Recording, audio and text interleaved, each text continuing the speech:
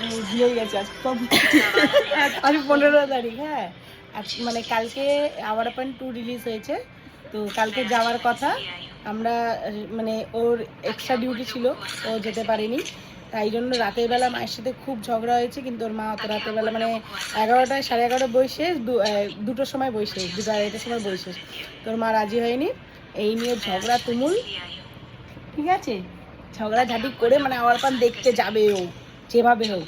ঠিক আছে, যাই হোক, সেই দিনে মানা হয়ে গেল। কিন্তু আজকে 14 তারিখ রিলিজ হয়েছে, 15 তারিখে যাবো 8টার সময় রাত্রির বেলা। ঠিক আছে, ভালো কথা। ওর এত এক্সাইটমেন্ট কেন, আমি তো ওটাই বুঝলাম না।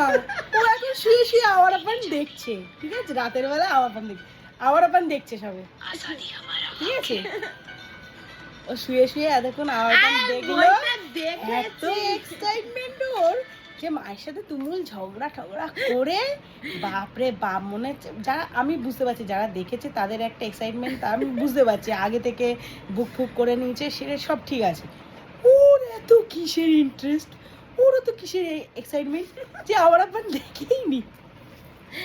আরে না, আমি দেখেছি। ব্যাপারটা হচ্ছে আমি কোনো বই মনে রাখতে পারি না, ওই জন্য আমার মনে হয় যে আমি দেখিনি। ওই জন্য আমি আবার ধরো তার সেকেন্ড পার্ট থার্ড পার্ট দেখতে যাবো, তো আমি আগের পার্টগুলো আবার রিপিটে দেখি, তাহলে আমার মনে পড়ে ও আচ্ছা এটা রিলেটেড ওটা।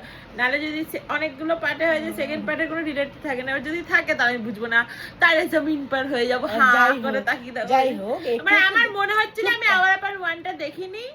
হ্যাঁ, তবে এখন বইটা দেখার পর মনে হচ্ছে যে না, আমি অল্প অল্প হয়তো দেখেছি, ওই জন্য আমি আবার দেখছি। তারপর দেখলে কি মনে পড়ে না যে হ্যাঁ বইটা আমি দেখেছি।